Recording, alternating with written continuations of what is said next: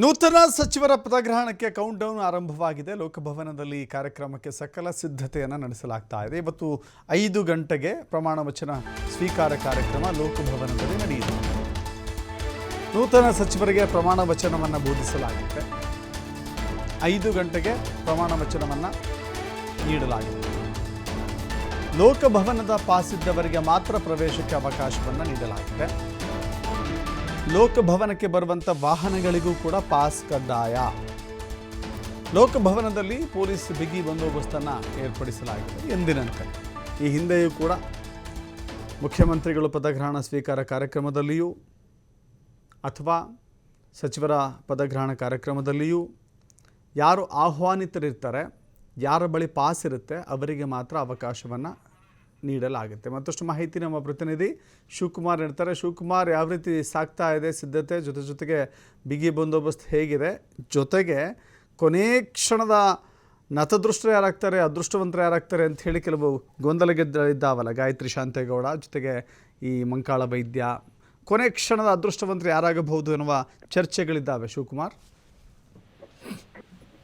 ದಶರಥ್, ಇವತ್ತು ನೂತನವಾಗಿ ಆಯ್ಕೆಯಾಗಿರುವಂತಹ 20 ಸಚಿವರು ಪದಗ್ರಹಣವನ್ನ ಮಾಡಲಿದ್ದಾರೆ. ಅಂದ್ರೆ ಲೋಕಭವನದ ಗಾಜಿನ ಮನೆಯಲ್ಲಿ ಬೇಕಾದಂತಹ ಅದ್ದೂರಿ ಸಿದ್ಧತೆಯನ್ನು ಕೂಡ ಮಾಡಲಾಗಿದೆ. ವೇದಿಕೆಯಲ್ಲಿ 3 ಚೇರ್ಗಳನ್ನ ಹಾಕಲಾಗಿದೆ. 3 ಆಸನಗಳ ವ್ಯವಸ್ಥೆಯನ್ನ ಮಾಡಲಾಗಿದೆ. ಒಂದು ಸಿಎಂ ಅವರಿಗೆ ಒಂದು, ಹಾಗೆ ಉಪಮುಖ್ಯಮಂತ್ರಿಗಳಿಗೆ ಒಂದು, ಮಧ್ಯದಲ್ಲಿ ರಾಜ್ಯಪಾಲರಿಗೆ ಒಂದು ಚೇರ್ ಇರುತ್ತೆ. ವೇದಿಕೆಯ ಮೇಲೆ ನೂತನವಾಗಿ ಆಯ್ಕೆಯಾಗಿರುವಂತಹ ಸಚಿವರಿಗೆ ರಾಜ್ಯಪಾಲರು ಪ್ರತಿಜ್ಞಾ ವಿಧಿಯನ್ನ ಬೋಧನೆ ಮಾಡಲಿದ್ದಾರೆ.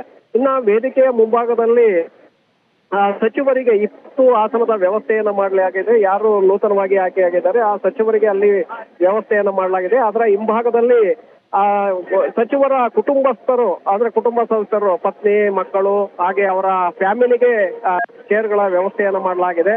ಅದರ ಹಿಂಭಾಗದಲ್ಲಿ ಕಾರ್ಯಕರ್ತರು ಮತ್ತೆ ಮುಖಂಡರುಗಳಿಗೆ, ಕಾಂಗ್ರೆಸ್ ಮುಖಂಡರುಗಳಿಗೂ ಕೂಡ ಅವಕಾಶವನ್ನು ಮಾಡಿಕೊಳ್ಳಲಾಗಿದೆ. ಸುಮಾರು 2,000ಕ್ಕೂ ಹೆಚ್ಚು ಆಸನಗಳ ವ್ಯವಸ್ಥೆಯನ್ನ ಲೋಕಭವನದಲ್ಲಿ ಮಾಡಲಾಗಿದೆ. ಈಗ ಬಹುತೇಕವಾಗಿ ಇನ್ನೇನು ಕೆಲವೇ ಕ್ಷಣಗಳಲ್ಲಿ ಪ್ರಾರಂಭವಾಗತ್ತೆ. ಯಾಕೆಂದ್ರೆ ಮೊದಲಿಗೆ 4 ಗಂಟೆಗೆ ಪದಗ್ರಹಣ ಕಾರ್ಯಕ್ರಮ ಪ್ರಾರಂಭವಾಗಬೇಕಾಗಿತ್ತು. ಆದ್ರೆ ಸಮಯ ಬದಲಾವಣೆ ಆಗಿರೋದ್ರಿಂದ ಸಂಜೆ 5 ಗಂಟೆಗೆ ಕಾರ್ಯಕ್ರಮ ಪ್ರಾರಂಭವಾಗತ್ತೆ. ಈಗಾಗಲೇ ಸಚಿವರು, ಅವರ ಕುಟುಂಬಸ್ಥರು ಎಲ್ಲರೂ ಕೂಡ ಲೋಕಭವನದ ಗಾಜಿನ ಮನೆಗೆ ಆಗಮಿಸಿದ್ದಾರೆ, ಆಸೀನರಾಗಿದ್ದಾರೆ. ಕೆಲವೇ ಕ್ಷಣಗಳಲ್ಲಿ ರಾಜ್ಯಪಾಲರು ಹಾಗೆ ಮುಖ್ಯಮಂತ್ರಿಗಳು, ಉಪಮುಖ್ಯಮಂತ್ರಿಗಳು ಕೂಡ ಆಗಮಿಸಲಿದ್ದಾರೆ. ರಾಜ್ಯಪಾಲರು ಆಗಮಿಸುತ್ತಿದ್ದಾಗೆ ಸಚಿವರಿಗೆ ಪ್ರತಿಜ್ಞಾ ವಿಧಿ ಬೋಧನೆ ಮಾಡುವ ಕಾರ್ಯಕ್ರಮ ಶುರುವಾಗಲಿದೆ. ಈಗಾಗಲೇ ಸಚಿವರಾಗಿ ಆಯ್ಕೆಯಾದಂತವರು ಕೂಡ ತಮ್ಮ ಅಭಿಪ್ರಾಯಗಳನ್ನು ವ್ಯಕ್ತಪಡಿಸಿದ್ದಾರೆ. ಹಾಗೆ ಅವರ ಕುಟುಂಬ ಸದಸ್ಯರು ಕೂಡ ಮಾಧ್ಯಮಗಳಿಗೆ ಪ್ರತಿಕ್ರಿಯೆಯನ್ನ ಕೊಡ್ತಾ ಇದ್ದಾರೆ. ಕೆಲವರು ಹರ್ಷವನ್ನು ಕೂಡ ವ್ಯಕ್ತಪಡಿಸ್ತಾ ಇದ್ದಾರೆ. ಇನ್ನೊಂದು ಕಡೆ ರಾಜಭವನದಲ್ಲಿ ಬಿಗಿ ಭದ್ರತೆಯನ್ನ ಮಾಡಲಾಗಿದೆ. ಪಾಸ್ಗಳ ಲಿಮಿಟೆಡ್ ಪಾಸ್ ವ್ಯವಸ್ಥೆಯನ್ನ ಕಲ್ಪಿಸಲಾಗಿದೆ.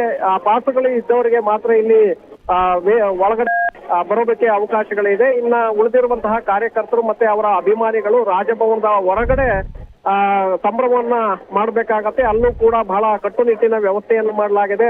ರಸ್ತೆ ಲೋಕಭವನದ ಮುಂಭಾಗದ ರಸ್ತೆಯನ್ನು ಕೂಡ ಸಂಪೂರ್ಣವಾಗಿ ಬಂದ್ ಮಾಡಲಾಗಿದೆ.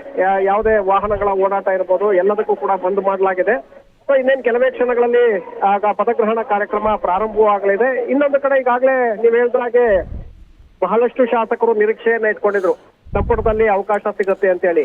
ಅಂತಹ ಶಾಸಕರಿಗೆ ಈಗಾಗಲೇ ನಿರಾಸೆ ಕೂಡ ಆಗಿದೆ. ಈಗಾಗಲೇ ಕೆಲವು ಶಾಸಕರು ರಾಜೀನಾಮೆಯನ್ನ ನೀಡುವಂತಹ ನಿರ್ಧಾರವನ್ನ ಮಾಡಿದ್ದಾರೆ. ಯಶವಂತರಾಯಗೌಡ ಪಾಟೀಲ್ ಈಗಾಗಲೇ ಉಪ ಸಭಾಧ್ಯಕ್ಷರಿಗೆ ರಾಜೀನಾಮೆಯನ್ನು ಕೂಡ ಸಲ್ಲಿಕೆ ಮಾಡಿದ್ದಾರೆ. ಬೇಳೂರು ಗೋಪಾಲಕೃಷ್ಣ ಅವರು ನಾಳೆ ನಾನು ರಾಜೀನಾಮೆಯನ್ನ ಕೊಡ್ತೇನೆ ಅಂತ ಹೇಳ್ತಾ ಇದ್ದಾರೆ. ಇನ್ನ ಭದ್ರಾವತಿ ಶಾಸಕರು ಕೂಡ ರಾಜೀನಾಮೆಯನ್ನ ಕೊಡುವಂತಹ ನಿರ್ಧಾರ ಮಾಡಿದ್ದೇನೆ ಅಂತೇಳಿ ಅವರು ಕೂಡ ಹೇಳಿದ್ದಾರೆ. ಸುಮಾರು 10 ರಿಂದ 15 ಶಾಸಕರು ಈಗ ಸಾಕಷ್ಟು ಅಸಮಾಧಾನಗೊಂಡಿದ್ದು ಅವರು ಶಾಸಕ ಸ್ಥಾನಕ್ಕೆ ರಾಜೀನಾಮೆಯನ್ನ ನೀಡುವಂತಹ ಒಂದು ಬೇಸರವನ್ನ ಹೊರಹಾಕಿದ್ದಾರೆ. ಈಗ ಅವರನ್ನ ಸಮಾಧಾನ ಮಾಡ್ಬೇಕಾಗತ್ತೆ ನಾಯಕರು. ಯಾಕೆಂದ್ರೆ ಬಹಳಷ್ಟು ನಿರೀಕ್ಷೆಯನ್ನ ಇಟ್ಕೊಂಡಂತ ಸಂದರ್ಭದಲ್ಲಿ ಅವಕಾಶ ಸಿಗದೆ ಹೋದಾಗ ಆಗ ಅವರನ್ನ ಸಮಾಧಾನ ಮಾಡುವಂತ ಕೆಲಸವನ್ನ ಮಾಡ್ಬೇಕಾಗತ್ತೆ. ನಾಳೆ ಆ ಕೆಲಸವನ್ನ ಪಕ್ಷದ ಹಿರಿಯ ನಾಯಕರು ಸಮಾಧಾನ ಮಾಡುವಂತ ಒಂದು ಪ್ರಯತ್ನವನ್ನ ಮಾಡಲಿದ್ದಾರೆ. ದಶರಥ್, ಇದರ ಜೊತೆಗೆ ಇವತ್ತು ಈಗ ಪ್ರಮಾಣ ವಚನವನ್ನು ಸ್ವೀಕಾರ ಮಾಡುವಂಥವರ ಪಟ್ಟಿಯಲ್ಲಿ ಕೊನೆ ಕ್ಷಣದಲ್ಲಿ ಗಾಯತ್ರಿ ಶಾಂತೇಗೌಡ ಅವರ ಹೆಸರನ್ನು ಕೈ ಬಿಡಲಾಗಿದೆ. 20 ಜನ ಅಲ್ಲ, 19 ಶಾಸಕರು ಸಚಿವರಾಗಿ ಪ್ರಮಾಣ ವಚನವನ್ನು ಸ್ವೀಕಾರ ಮಾಡ್ತಾರೆ ಅಂತ ಹೇಳ್ತಿದ್ದಾರೆ. ಅಧಿಕೃತ ಮಾಹಿತಿ ಏನಾದ್ರು ಲಭ್ಯವಾಗ್ತಾ ಇದೆಯಾ ಈ ವಿಷಯದಲ್ಲಿ?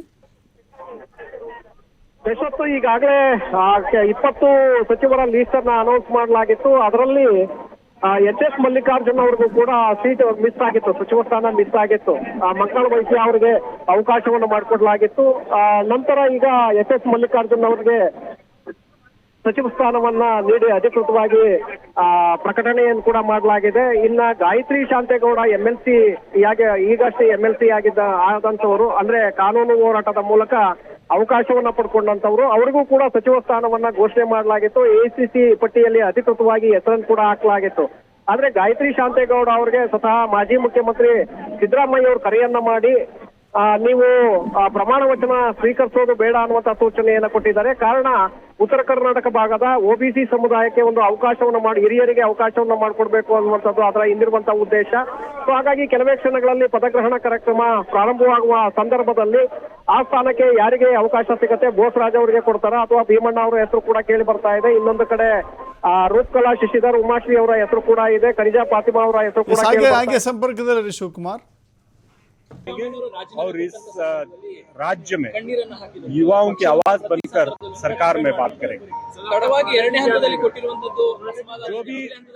जो भी माननीय मुख्यमंत्री जो भी जवाबदारी देंगे उसको हम निभाएंगे.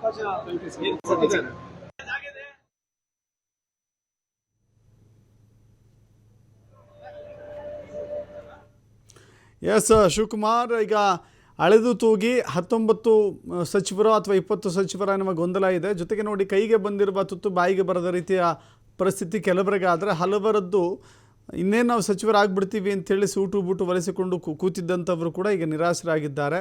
ರಾಜೀನಾಮೆ ಪರ್ವ ಭಾಳ ಜೋರಾಗಿ ಕೇಳಿ ಬರ್ತಾ ಇದೆ. ರಾಜೀನಾಮೆ ಪರ್ವಕ್ಕೆ ಯಾವ ರೀತಿ ಮದ್ದು ಒರಿತಾರೆ? ಈಗಾಗಲೇ ಸುಮಾರು 10ಕ್ಕೂ ಹೆಚ್ಚು ಜನ ರಾಜೀನಾಮೆಯನ್ನ ಕೊಡ್ತೇವೆ ಅನ್ನುವಂತ ಒಂದು ಮಾತನ್ನ ಹೇಳ್ತಾ ಇದ್ದಾರೆ. ಕಾರಣ ಬಹಳಷ್ಟು ನಿರೀಕ್ಷೆಯನ್ನ ಇಟ್ಕೊಂಡಿದ್ರು, ಸಂಪುಟದಲ್ಲಿ ಈ ಬಾರಿ ಅವಕಾಶ ಸಿಗುತ್ತೆ, ನಮ್ಗೆ ಸಿಕ್ಕೇ ಸಿಗ್ತಾರೆ, ನಮ್ಮ ನಾಯಕರು ನಮ್ಮನ್ನ ಕೈ ಬಿಡೋದಿಲ್ಲ ಅನ್ನುವಂತಹ ಆಶಾಭಾವನೆಯಲ್ಲಿದ್ರು. ಆದ್ರೆ ಕೊನೆಯ ಕ್ಷಣದಲ್ಲಿ ಅವರಿಗೆ ಸಚಿವ ಸ್ಥಾನ ಮಿಸ್ ಆಗಿದೆ. ಅಂತವರು ಈಗಾಗಲೇ ಕೆಲವರು ರಾಜೀನಾಮೆ ಪತ್ರವನ್ನು ಕೂಡ ಕೊಡ್ತಾ ಇದ್ದಾರೆ. ಇನ್ನು ಕೆಲವರು ನಾಳೆ ರಾಜೀನಾಮೆಯನ್ನ ಸಲ್ಲಿಸ್ತೇವೆ, ಕ್ಷೇತ್ರದ ಕಾರ್ಯಕರ್ತರ ಜೊತೆ ಚರ್ಚೆಯನ್ನ ಮಾಡಿ ಅಂತಿಮ ನಿರ್ಧಾರವನ್ನ ತೆಗೆದುಕೊಳ್ತೇವೆ ಅಂತ ಹೇಳಿ ಕೆಲವರು ಹೇಳಿದ್ದಾರೆ.